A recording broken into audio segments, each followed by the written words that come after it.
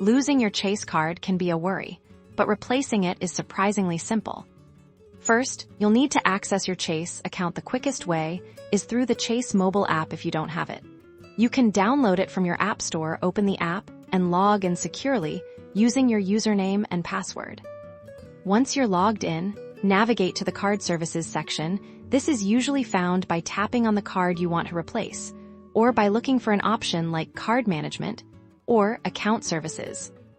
Within the Card Services menu, look for an option that says Replace Card, Order a New Card, or something similar. Tap on this option to begin the replacement process. Now, you'll be asked to select the reason why you need a replacement card. Choose from options like lost, stolen, or damaged.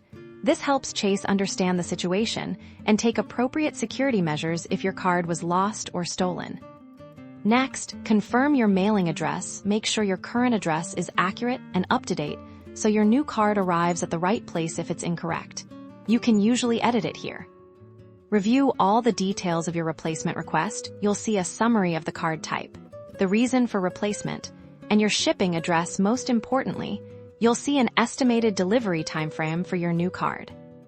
Once you're satisfied that everything is correct, tap the Confirm or Submit button to finalize your request.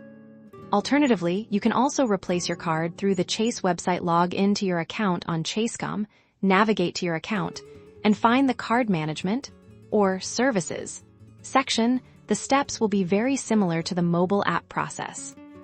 If you encounter any issues or prefer to speak with someone directly, don't hesitate to call the customer service number on the back of your existing Chase card, or find it on the Chase website. They can assist you with ordering a replacement over the phone. And that's it.